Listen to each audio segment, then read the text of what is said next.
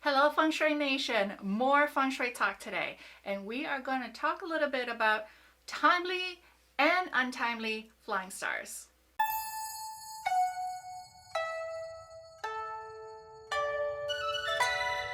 Welcome back Feng Shui Nation, or if I am brand new to you, my name is Safrina Kadri and I'm the founder of Feng Shui and Prosper. I'm a classically trained Feng Shui consultant and I belong to the Tanyan Wu Feng Shui lineage. What does all that blubbering thing mean? It just means I have been taught and trained to do Feng Shui the way it is meant to be done. Classical Feng Shui is more than just placing stuff. It is really a very intricate wisdom of calculating and seeing the connection between time and space. So a lot of the Feng Shui information that you get in books, in online articles, and even in quote-unquote experts, most of them, they regurgitate and they vomit out all these Feng Shui information that only talks about putting stuff. Feng Shui is not just about putting stuff. It is also about knowing and seeing how the qi, how the energy moves around. Just like science, it tells us energy is constantly moving. And in Feng Shui, we follow that very same wisdom as well. So there's no such thing as doing Feng Shui on your house 5 years ago and you think you're once and done. The reason why it doesn't work that way is because as time changes, the energy also changes. So what worked for your home, Feng Shui-wise, might not necessarily work right now. In Feng Shui, the energy changes every 20 years, which is what we call a Feng Shui period. It changes every year, every month, every day, and even it changes every 2 hours. Now, if you're not a professional consultant like me, you don't need to go into the nitty-gritty of the every 2-hour time changes. That's when I do date selection and other stuff for my clients. But what you need to take away from this video is that energy is not stagnant, and therefore your Feng Shui placements should not be just something that you put and forget. It's not a slow cooker. It's not a walk away. There's no such thing as a walk away Feng Shui. You have to keep on top of it. Now, at the very least, if you're new to Feng Shui, you need to refresh, do a Feng Shui placement updates for your home at the very least every year. Today, I want to expose your mind into the concept of timely and untimely stars. Now, most classical Feng Shui, the concept of timely and untimely star is something that really informs the way we do our placements. It really guides us in terms of how we do our consultations, what we recommend to our clients. And most of what I'm covering here today is Flying Star Feng Shui, which is a method or a school of Feng Shui. But if you're looking at other methods of Feng Shui, such as Shen Kong Da Gua or such as Liu Fa, then the concept of timely and untimely, even in Chinese date selection, we look at timely and untimely stars as well. So let's focus on Flying Star Feng Shui. If you are brand new to classical Feng Shui, you might want to try Flying Stars as your first method of Feng Shui to go into the way Feng Shui is meant to be practiced. We don't use Gua number, not the way that you think it is being used. In fact, the way my school does Gua number is actually considered a more advanced level. So whatever that's out there on the books, online, those are really bastardized, diluted versions, and they do not work. That's another topic for another video. But today, Flying Star Feng Shui, when we talk about stars, it's not the stars that you see in the sky. Flying stars really is numbers, specifically numbers 1 till numbers 9. And all these numbers, in Flying Star, there is a way to calculate these numbers. The way we calculate the permanent energy of your number, the energetic blueprint of your home or of your business, right? The space of your business, either retail space or commercial corporate space, is by looking at the period and meaning when you moved into the building, and also the facing of the building, meaning a compass reading. If you're working with a Feng Shui consultant and they don't ask you when you moved into your home, they don't have a compass on them, they don't take a compass reading, save your money, move away, walk away, because they're not doing real Feng Shui. Once we have the period and the facing of a building, then there is a series of calculations that allows us to come up with a Feng Shui chart like this. And all these numbers, as you can see, they're numbers ranging to 1 to 9. And for someone who is properly trained in Flying Star Feng Shui, all these numbers, all these sequences, all these combinations mean certain things. Now I'm going to pull back a little bit. Instead of, well, I won't be able to teach you about what this whole chart talks about. That is something that's left in my certification course. But let's look at what these numbers mean from 1 to 9. The idea of timely and untimely stars basically reminds us that time is never stagnant, and that something that was lucky or prosperous during one period of time might start becoming untimely, less prosperous, and a little bit more, for lack of a better word, unlucky stars. So not one star is always good. Again, when I talk about stars, I'm talking about the numbers here, okay? Not one star is always good, and not one star is always bad. Depending on the cyclical nature of time, you will see that these stars, these numbers 1 till 9, will have also a cyclical nature to it. It's almost like what comes up must come down, right? And vice versa. It's like a wheel. So it is constantly shifting. So what determines a timely and untimely star? It is mainly based on the Feng Shui period that we are in right now. And Feng Shui period changes every 20 years. For flying stars, every 20 years. If you're looking at different methods of Feng Shui, the period calculation will be a little bit different as well. I'm not going to go into that today. Anyway, for Flying Star Feng Shui, right now, currently, we are in period 8. Period 8 officially started February 2004. And period 8 will continue to be the period until February 2024. So right now, at the time of shooting, we are January 2022. So we're really just 2 more years in period 8. While period 8 is the reigning period, that means the timely star is numbers 8, 9, and 1. You know, once you finish 9, you go back to 1 and it starts all over again. Remember, it's a cycle, right? So as we're in period 8, the numbers 8, 9, and 1 are considered the timely stars. And any numbers outside of that are considered untimely. Now, there are a few other nuances. Again, it's just a little bit too much and too complicated for me to talk about everything in a short YouTube video. But suffice it to say, just to make it simple, I'm not diluting it, but I'm making it simple right now. For period 8, the timely stars are numbers 8, numbers 9, and numbers 1. Okay, number 1. Once we step into February 2024, in Flying Star Feng Shui, we will be stepping into period 9. And at that point, the auspicious energies or the timely energies will be the numbers 9, 1, and 2.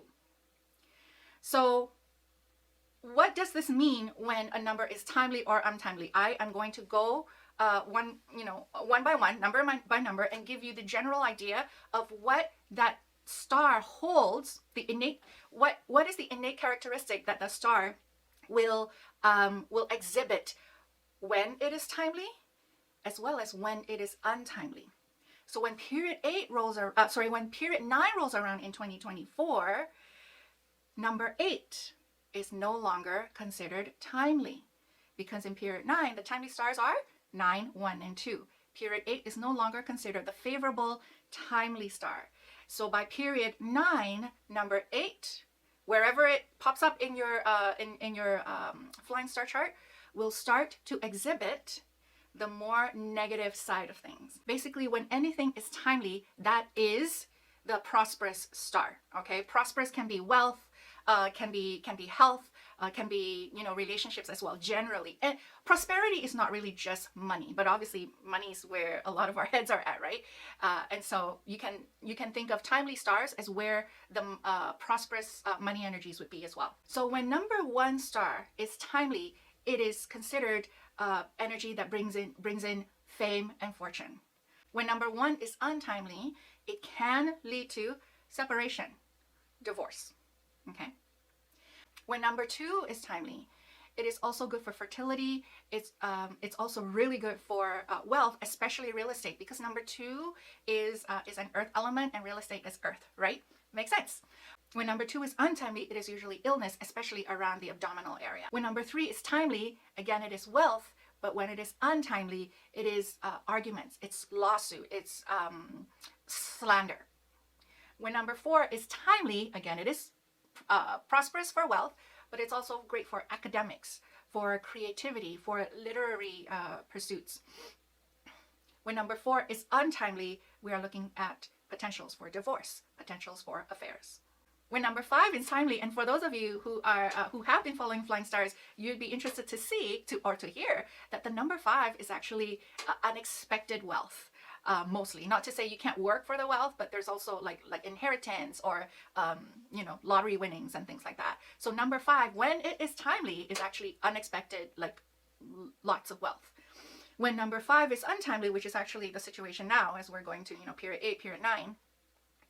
Number 5 is general challenges. So it could be illness, it can be relationships breaking down. When number 6 is timely, we are looking at again wealth, but also leadership, improvement in leadership positions, especially in military area or in sportsmanship or anything that's considered like competitive, right? Because number 6 is a metal element, and if you think about back in the olden days, warfare, right, is by swords and knives, right? So it's very military based. The reason why I add sports into it is because sports is kind of like the modern day version of the Colosseum, right? No one dies from it, but it's still considered like a fight. It's a battle on the field, sports-wise. So number 6, when it's timely, that's great for that. When number 6 is untimely, it's potential for separation and loneliness. When number 7 is timely, it's wealth, fertility, and pregnancy. When number 7 is untimely, which is the situation now, number 7 will usually trigger results such as losses, backstabbing or office politics, petty people or jealous people, competition. And competition in a relationship it could be a third party. The third party can be an actual person, or the third party could maybe be, maybe travel has taken your partner away, or his or her hobby has taken, your partner away. Anyone who's like a golf widow, right? Competition in a relationship can be like that. Competition in a career could be, let's say everyone say, oh, a job is opening up in this company. You're the, it's that you're a shoo-in for that position, for that promotion. And all of a sudden that opportunity just kind of falls away, or things like that. Or someone else takes your promotions or takes your opportunities or takes away your acknowledgement at work. Competition in business, right? It could be, maybe another business opens up and takes away your client, things like that. So number 7, which is currently untimely, that is the characteristic that it's exhibiting right now. Number 8, when it is timely, currently we are in period 8, so number 8 is obviously wealth and growth and general prosperity, but when number 8 is untimely, it is sickness and injury, especially relating to children. Number 9, when it is timely, it is success, it's abundance. However, when number 9 is untimely, we are looking at illness, especially around the heart and the eye area. And so this is a really interesting topic because we are going from period 8 to period 9, and everyone is kind of like, oh, do I need to update my house to period 9? Not necessarily. You need to see where your next set of timely numbers, which is 9, 1, and 2. Remember, we're going into period 9. You just need to see where your 9s, 1s, and 2s are in the permanent Flying Star chart of your home. Again, that is based on the year that you moved into your home and also the compass reading of your home. Then you can determine if a period 8 home will be auspicious in period 9. In fact, a lot of period 7 homes can still be auspicious in period 9 as long as the layout supports the people who are living in there. And in fact, as a practitioner, I actually do not like the charts that I'm seeing in a period 9 home. And I'm asking a lot of my clients to finish building their homes and move into their homes before period 9 starts, because period 9 has some energies that has me a little bit worried for the people who are living in there. So there you have it, timely and untimely stars. I know I'm bound to get a lot of questions on this because it is a topic that obviously demands a little bit more discussion about it. Even me and my certification students, we talk about timely and untimely stars so much because that determines how we remedy a space. That also determines how we place the beds, the work desk, the stove, to make sure that the bed, the work desk, the stove, and the door is going to be timely or untimely. And in fact, based on the timely and untimely stars, it also allows me to help my clients build a home. Usually when they want to build a home, most of the time I ask them, do you want this to be your forever home, or is it just like, you know, maybe 5 to 10 years? If it's a forever home, it might make things a little bit tricky, but you can still, you know, build a house that is prosperous for 40 years, 60 years, maybe even 80 years. Again, depending on what the external landform and everything. Feng Shui is not easy, y'all. Feng Shui is complicated as heck. And in my channel, in my videos, I do try to make things as simplified for you. So at the very least, you don't go down into the rabbit hole of fast food Feng Shui. Feng Shui that is bastardized, that's diluted, which is unfortunately, I'd say 90% of the Feng Shui information out there is the bastardized fast food Feng Shui version. And so I'm hoping, which with every video, that I save a little bit of you from that rabbit hole. But suffice it to say, if Flying Star Feng Shui is brand new to you, that's the one, as a beginner, that's the one that's, again, it's not simple, but that's the easier one to kind of wrap your head around, right? There are definitely more advanced methods of Feng Shui, and that makes things a little bit more fun as a consultant, but also harder to implement in real life because it's a little bit even more nuanced. But hopefully you got some value from this video. And if you've got any questions about timely and untimely stars, post it in the comment below, and I'll either make another video of it or I'll answer you as best as I can. All right, take care, bye. If I am new to you and you love classical Feng Shui, meaning real Feng Shui that gives you real results, make sure you subscribe to my channel and hit the notification bell, because I will be giving new videos every Thursday, and make sure you don't miss out on that.